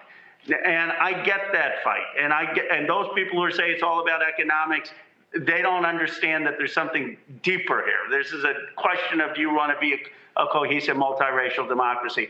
All I'm saying is, if we show up in these communities that where people are hurting, and if we have a compelling economic message, maybe it can be a foundation to that higher calling for a cohesive multiracial democracy. And my view is it's nothing original. This is, I think, the lesson that Dr. King and others had towards the end of the civil rights movement, where they said, look, we've got to have an economic freedom agenda, an economic agenda maybe empowering us to build this cohesive democracy. Nola. Hello, Representative Khan. A few things. So I'm just recently moved from California, and you may not remember, but this time last year, maybe about a month or two or so ago, a year ago, we were at a retreat together in Virginia when we were trying to figure out what was going to happen after the Biden-Trump debacle. And I remember sitting in the back yelling because people weren't talking about Kamala Harris, and me and another friend, we were in the back yelling during a panel that you were holding, what about the Black woman? So my question is, as we are having a conversation about real Southern strategy, real deep engagement, beyond just a few representatives going to the South every now and then, there really needs to be a real Southern strategy. The South needs to be a part of what's going to happen next. I am a native Southerner. And the last thing I will say, my question is this. Also, while there needs to be a Southern strategy, Black people also need to be included in the decision-making process.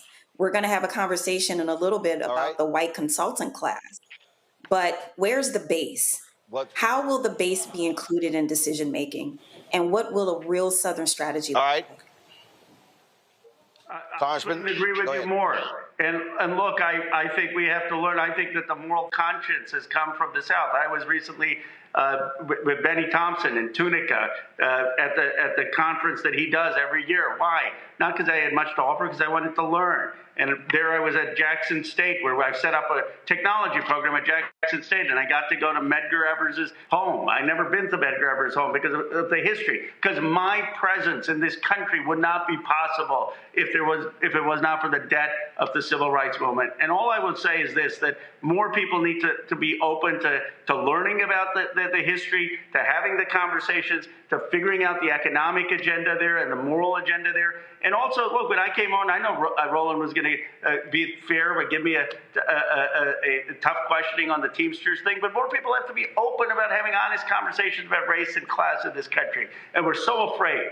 We're so afraid of having those difficult conversations. We need to have those open conversations honestly. We have to have humility in what we may not know, and we need to build a coalition. The great news is, if we actually build this coalition, where now you have the Indian American community, the grandson of someone who was part of Gandhi, part of Silicon Valley and Capitol, and you have the freedom movement of the civil rights movement, and if we build a multiracial coalition, we can actually get to a multiracial democracy today more than probably any time in American history. And that's why the fight is so worth having.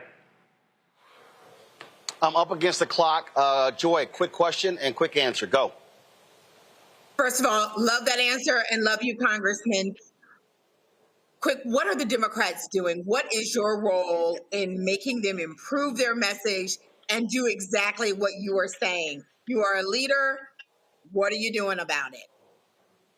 I think I think first, look, I'm all up for fighting, and I appreciate what our governor is doing in California, pushing back. I appreciate that that Hakeem Jeffries and others have been pushing back strongly. I mean, Hakeem spoke all during the night to make sure that the vote on the Build Back Better was in the middle of the day, and I appreciate that. But I think we can at the same time go and listen.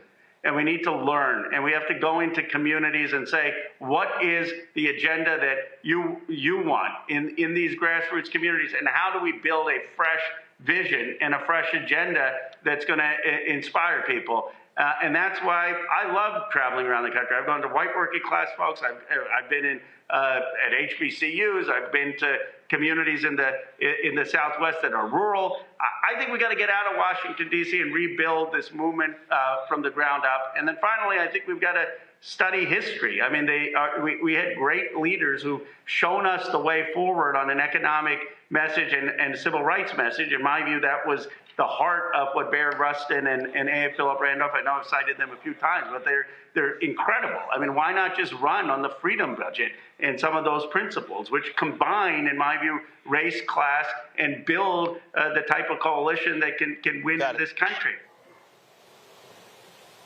All right, then. Congressman Khanna, we surely appreciate it. Thanks a bunch. Last thing, when you're doing those things, are y'all live streaming those things? We do, and but I'd love to have you, I'd love to have you come out to one of them with me. Would you do it? You got to be careful what you ask for, because trust me, I'm going to be a little rough on them white working class voters. But let's go to a white working class community together. Let's go to one of them. We'll go maybe with John. I've done a bunch with John Jackson. Let's go together and do one. And we'll. All right, we'll do it, but it's going to be rough on some of them folks. So you just let me know when you want to make that happen. I appreciate it. Thanks a lot. Thank you. All right, folks, we're going to go to a quick break. We're going to come back with Democratic leader Chuck Rocha. He's got some tough words for these white strategists. Y'all don't want to miss this conversation. That's next. Roland Martin Unfiltered on the Black Star Network. Yeah, I'm live at O'Hare Airport. Passengers are coming by. People who support the show shout me out. So we'll be back in a moment. On the next Get Wealthy with me, Deborah Owens, America's Wealth Coach, Black Americans have 1/10 the wealth of their white counterparts. But how did we get here? It's a huge gap.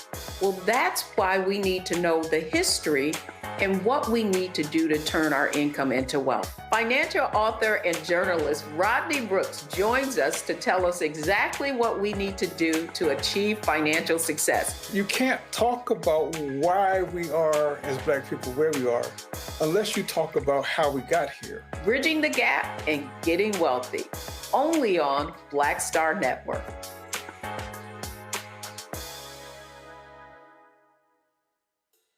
now that Roland Martin is willing to give me the blueprint, hey, Cyrus, I need to go to Tyler Perry and get another blueprint because I need some green money. The only way I can do what I'm doing, I need to make some money. So you'll see me working with Roland. Matter of fact, it's the Roland Martin and Cheryl Underwood show. Well, should it be the Cheryl Underwood show and the Roland Martin show? Well, whatever show it's going to be good.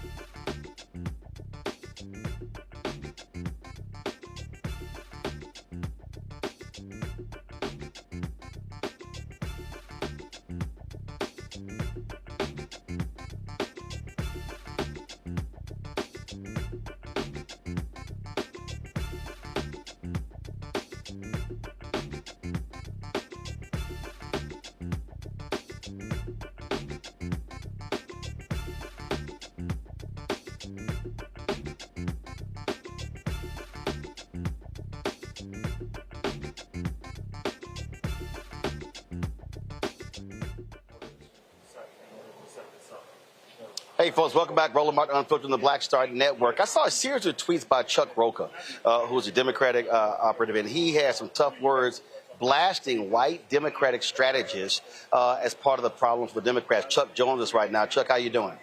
I'm good. Good to see you, brother. Yeah, sorry I'm late. I got a Chicago police officer who once asked me to have permission to do my show from here, even though I'm in the corner, so I've done it before. But anyway, but of course, I called the mayor of Chicago to say you need to talk to him. Chuck, you were highly critical, and what you're spot on where I've been, where these white Democratic strategists won't listen and they keep running the same nonsensical campaigns every single day. This is true, and it's one of the most underreported things in Democratic politics. People understand on this show, especially, the importance of black voters, Latino voters, Asian voters to the Democratic coalition. And every year we talk about how important black women are the backbone of this party and Latino voters are the persuadable universe. We got to get back this emerging AAPI electorate that we've got to talk to. The thing that's missing in all of these campaigns is there's no consultants, the folks actually making budgetary decisions that look like any of these communities. I like to say the diversity ends where the money begins, because there's plenty of our kind of people, working class, brown people, black people, that are staffing folks or working as staffers. But none of us, I've been doing this for 34 years, going back to when I worked for Ann Richards in Texas. My firm is the largest minority-owned political consulting firm in the nation. We've hired, trained, and mentored 135 young brown and black kids. That's more than every firm in D.C. combined, because there's just not a way to break into a network that's built around the good old boy and good old girl system if you're not from that system. And it's built like that on purpose, but because it's turned into a multi-billion-dollar industry. And that was fine in the beginning when black folks were voting for Democrats at 95%, Latinos were voting for them at 75%. But now, as the second, third, fourth generation of these folks have come of age and the internet happened, you can't just run the same old campaign and get the same results, brother. Yep. And Chuck, what they're doing is they are so hard-headed, they won't listen. I can't tell you the issues that I have personally had when it comes to getting interviews, when it comes to getting advertising, and it's these white campaign strategists who control the money, who control the access, they control everything, and they literally tell black candidates what they can and cannot do. And I'm like, what are you doing? They don't put money on the ground. They want to put all the money on television, and it's crazy. Your point is exactly right, and I hear the frustration because you and me are of a certain age and a certain time, and we remember how things used to be. It's much different now because even when you have a black candidate, and I hate to say this, or a Latino candidate, every Latino and black candidate in America that's running for federal office, listen to me, write this down, all have a white media and a white polling consultant. Some of them may have Cornell or have Tarrant doing polling, but 99% of them all have a media consultant or a polling consultant that's owned by a white woman and a white man. Now, here's what's different. Now that certain Democratic parties, the party committees or the super PAC where there's lots of money, have started wisely demanding diversity in consulting. This is the good side of this system, where the DCCC and the Senate Majority PAC and others have said, look, we got a problem with Latino voters. Our performance is down with black voters. We want to have black and Latino consultants, and they're demanding that. And I give my hat literally to them. What I've seen, and just gonna make you crazy, what I've seen these white consulting firms do then is go out and hire them a black senior staffer or Latino senior staffer. They'll have them in the meeting, but they have no power or no into any of these campaigns, and they're getting around the system because it's all about the money. Yeah, go on. Yeah, United. Hold on. Okay, thanks. Chuck, sorry about that. I'm having an issue here. You got a police officer who's stopping me from doing the show, and I'm like, what the hell? If I was on a Zoom, you wouldn't be stopping me. So I had to, I tried not to flex, Chuck, but I had to call the mayor.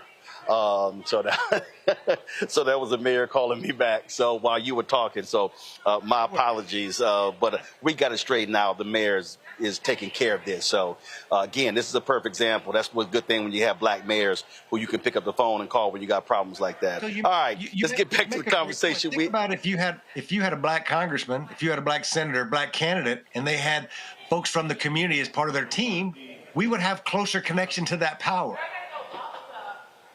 You just flex that, right? And the thing, see, right? And this is my struggle with these damn campaigns. They don't even listen to the black people on the campaign. Let me tell you what happened during Hillary Clinton's campaign. It was insane. There were several African Americans, two, Jameer Burley and Zerlina Maxwell, who would appear on my TV One show, talking about politics. Well, they then get hired by the campaign to reach out to do media, reach black people. They get hired by the campaign, then I couldn't get them on the show. And I'm like, why did y'all hire them? Then what was crazy is I was calling trying to get black male surrogates on the show. They had white campaign staffers who didn't know black people, who didn't know black media, and I could never get them on the damn show. And I'm like, what the hell are we doing? And so when you look at the hierarchy, who runs it, who controls the money, who controls the advertising, who controls the interviews, and this thing happens over and over again. So it happens at presidential campaigns, U.S. Senate races, congressional races, gubernatorial races, state rep, state senate, all down the line. And I keep saying, and I'm very specific, Chuck, and I was on CNN, on MSNBC, on ABC saying the problem is white Democratic strategists, and they get, oh my God, he's criticizing us. But that's the problem we're facing. They are so arrogant, they won't listen to people of color who are from the communities, and then they want to proclaim, hey, we're the experts at getting people elected. Let me pull the curtain back a little bit because I get to work and do a lot of stuff and work on a lot of campaigns. And what you've seen is there's a bifurcation or a split in where the real money and power in campaigns are. And I mentioned earlier how some of the super PACs and the party committees are now doing better work. They're hiring black consultants, they're hiring Latino consultants, they have Latinos and African Americans in charge of budget, and they're doing good work. They're literally saving congressional races. And we are allowed black and Latino consultants to be in there, and we've done some of the best work. That's how we picked up 4 congressional seats in Latino districts in a year that Kamala Harris did so bad. But to your point, Where we're doing really bad is where the real power, and you just flexed it with the mayor of Chicago, is the candidate work. With the candidate is where the real power and influence comes in public policy and in that relationship. If you have that relationship with that state rep that runs for Congress and then runs for governor and then for president one day, you're around this power structure that there's not a lot of black folks, Latino folks around, because that's where we're not allowed to be in that space because it's a good old boy and good old girl system. So we make a living. There's lots of us making a living in the independent expenditure space, working for nonprofits, working for Black PAC, working for Voto Latino, and these orgs, because there's so much money in the space. We can literally make a living without working for the candidates. That's the crazy thing. Yeah, and here's, and again, I want the people who are watching to understand, Chuck, and we have these conversations, and we know what's going on here. I think back, again, I'm going to go back to Kamala Harris's campaign. So what was the PAC? Priorities Forward? What was the PAC? It was the FF. Okay, Future Forward. That's what it was. I think that's what it was. Future Forward. Let me tell you how arrogant they were. Chuck, I called, I emailed, I texted. They wouldn't even respond. They wouldn't even hit me back. They wouldn't even meet. They were spending money. They literally were like, yeah, we ain't got to talk to him. We talked to him. And I was talking to other people who said, hey, I've already called and told them. No, they Future Forward never responded to an email. And the guy who was running it, I got his text. I got his cell phone number. He never responded. And it was kind of like, whatever the hell. And then we find out 71% of their money was spent on television. And they were just burning ads in other places. And this is the kind of stuff we're talking about. And so here we are trying, we're trying to encourage people, reach people, talk to them. And these white strategists who go out and raise all this money. And here's the other issue, Chuck. It's the donor class. This the people who they keep giving the money to. And so what are we seeing now? Oh, Democrats, they weren't talking the digital shows and podcasts. And you know what? Guess what happened? The same white strategists all of a sudden are setting up new companies, coming up with ways to reach digital strategists. This is real simple for all Democrats. YouTube has a top 100, or even progressive. YouTube has a top 100 podcast list. I'm the only black news person on it. Last week was number 40, this week number 49. Only one. Everybody else is black. Hey, it's sports and entertainment. But do you think any of those folks are going to be calling and say, hey, we should be advertising on his show? No, because you know what they say, Chuck? We spend enough money on black people. We're going to put this money on white suburban women. And then when they lose and black people don't turn out, then they want to blame black people for they candidate losing. It's a never-ending cycle that me and you have dealt with, and you know that there's somebody there giving them misinformation because a lot of time the candidate knows, and they have a good feeling about it, but they're told by a consultant. Again, me and my wife have this argument all the time. She's like, nobody knows what a consultant does. They don't understand what your job is. Y'all at home should know that a lot of people who run for office and run for office for the first time, they really give away everything to the consultant to make the decision because they're scared to death that they're going to do something wrong. And they're well-intentioned. They don't want to do something that's not right. So if the consultant says, look, you ain't got to go on Roland show. He's a little crazy. He's out there. He's calling people out. You don't want to stir no trouble because we take these candidates, these consultants, and they wrap them in bubble wrap, and they don't want them to do anything outside of what they normally should be doing. And that's why Democrats are in the position that we've been in, because somebody then fills that void like a Donald Trump, who's just spewing everything, lies, and folks are believing a big part of it because Democrats look so constructed when they talk, and they're never actually coming across as real people. And when you have connection to real people like you do, Roland, you talk to people, the real people, then folks are intimidated by you or by me. I'm a little bit of a mouthy East Texas consultant, who talks my shit, but I've done it a long time. I'm not good because I just started this the other day. I'm good because I've done it and messed up a lot. So I try not to do that thing and mess up anymore. There you go. And Chuck, and listen, the stuff those white strategists were saying about me, I know what they said about me in the Biden campaign and the Harris campaign and the other campaigns and the same thing.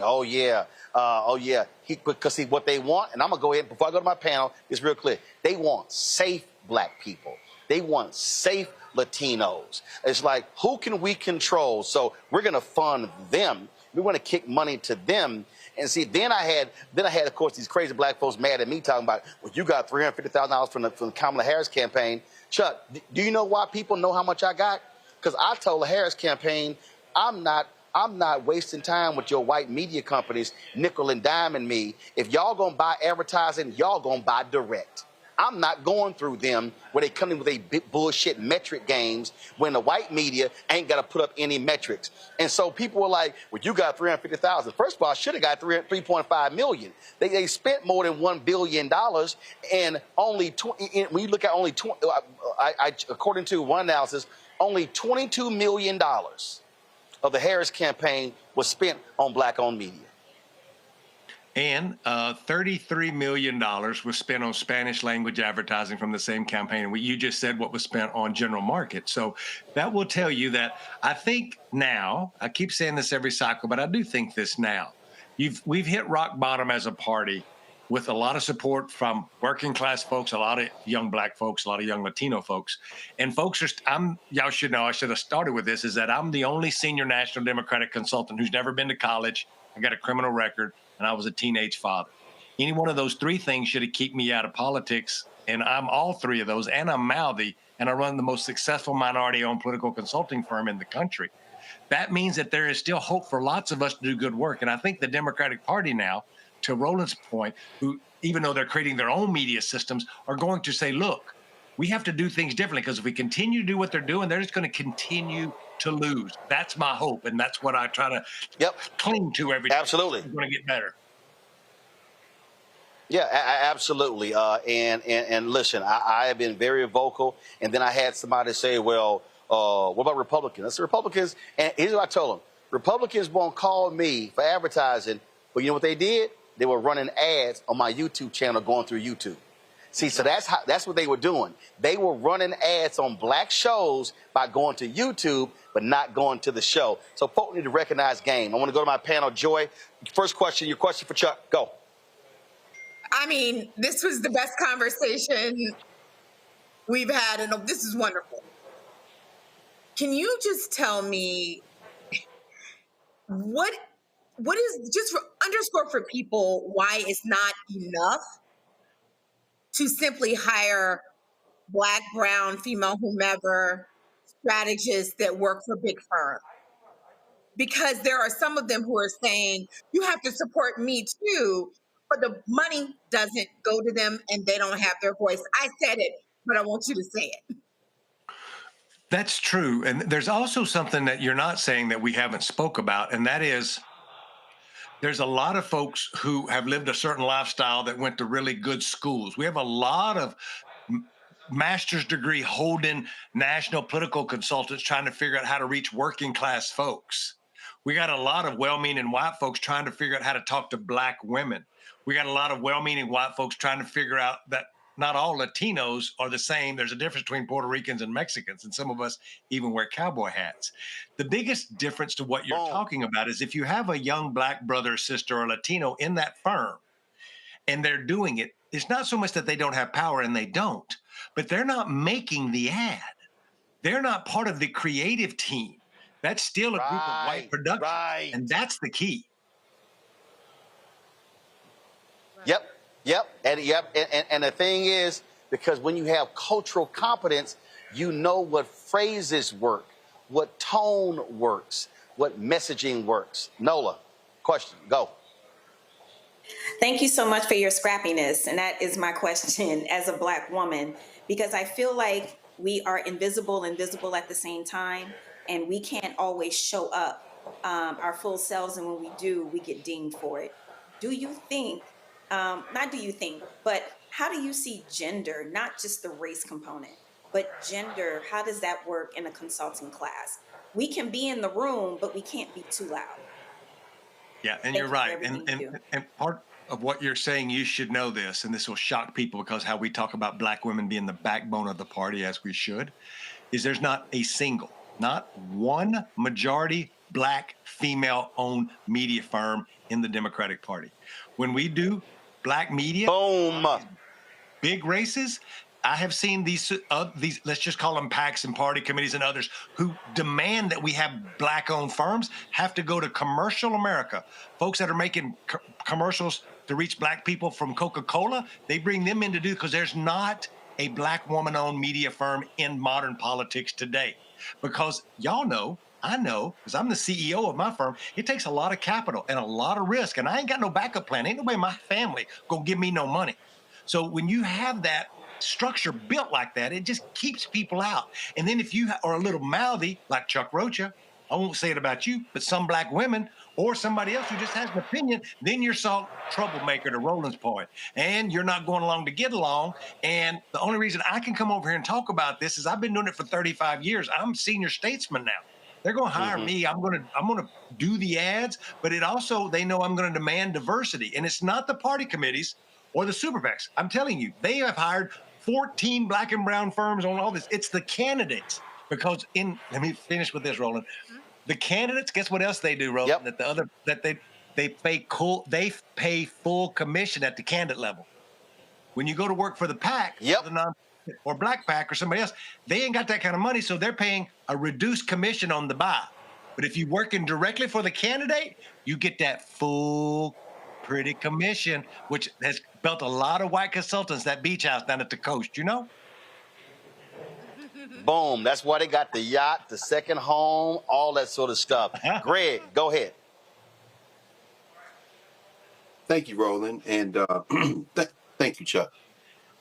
Chuck, I'm thinking about the lawsuit that y'all filed years ago, almost 20 years ago, the Lulac versus Perry lawsuit, of course, dealing with the last time that the Republicans tried to dismiss in Texas with redistricting. And I'm thinking about it in terms of their attempt to turn brown folk against black folk with saying, oh, we're expanding access and we've got these Latina districts. What is the way, in the wake of what seems to be certain redistricting in Texas, what is the way to enter these gerrymandered districts at this late date and turn these folk who are being used against each other into a coalition? Is there a way to do it? What role do you think at this point the consultants can have? Because I doubt it's about television ads at this point, at this late date. But what are your thoughts, particularly since you've been through these wars many times? And again, I'm thinking about it in the context of Lulac versus Perry. What are the ways that we can move at this point to build the kind of coalitions that can make this redistricting effort backfire on these white nationalists? There's two things. You have to disqualify the Republicans in a common pain in what they're doing that is a pain to black folks, brown folks, Asian folks, and mostly working class folks, even a bunch of white rednecks where I grew up in trailer houses down the road from me. And that is things that you can tangibly point to, which is not me and you got the problem, but what they're doing to me and you. When they cut SNAP benefits, when they cut Medicaid, it affects both these communities. And this is where you show what those people are doing for us. But Democrats, the second piece of this is what we really suck at. And that is then telling an aspirational story about what you're going to do to help lift these folks up and give them an opportunity to do other things, whether it's get them a job, help them do whatever, healthcare, education. In every community, it's a little different. We do a good job at saying Donald Trump is crazy and that they doing this thing. But going in and focusing on a common, not say villain, but a common hurt. I talk about that hunger don't got a color. I talk about how pain don't have a feeling of girl or boy. It's a common struggle that we have to get back to. And as organizers, me as an old labor organizer, that's something that we've forgotten about a lot with the party, is that organizing around a common pain. Well, listen, Chuck, you nailed it. And the thing that I'm trying, and I'm telling you right now, I've made it perfectly clear. I have said this to the DSCC, to DCCC, to all these folks. Don't call me begging trying to get candidates on and you ain't spending no damn ad money. Not when I'm seeing your ads running elsewhere. Because you know what? Like, I'm standing right here at I had a speech in Milwaukee at noon. I got to catch a 9 o'clock flight, and this is the only way I could get back home tonight. And so I'm literally set up right now in the airport. Well, guess what? These lights and this tripod and this camera and this live view streaming unit and the portable batteries, all this stuff costs money. It all costs money. I got people in the chat right now complaining about YouTube running commercials while you were talking. Well, guess what? When we ain't getting advertising money, that's the only way we can actually generate money. We got to scrap to make this thing happen. And to your point about these firms, it is nonsensical. They barely use black posters. And then what they do is, like, out of all these campaigns, you don't see major black-owned firms coming out of these campaigns, because the reality is they're not going to get the work from the next candidate. And what these folks do, they lose a race and they just go to the next one. And they collect those big commissions. And the reason they want to dump all that money on television, because they get a percentage of the ad buys. That's why they don't want to put the money on the ground. And so I hope with this reckoning that is real. But I want to tell you right now, I've told some people perfectly clear, don't come to me begging in 2026, because if you don't have the ad money, I can talk about anything else I want to, and I ain't got to lift a damn finger. But what's not going to happen, Chuck, is if they're going to sit here and play this game of coming offering a crumb and trying to convince me it's a meal. And I appreciate you. And as somebody who's done this a long time, there's not very many platforms like this one. It's what makes it special. You should be compensated for how special it is. And now you've built this with your team. I've built my firm with my team. Folks like us don't have a lot of backup, like I said before. So know that I see you and I appreciate it. And I think that we'll have much more conversations as we go forward. And we should think about teaming up and doing some black-brown stuff together. Hey, Chuck, let's do it, because here's the deal. I own it. I ain't got to ask nobody.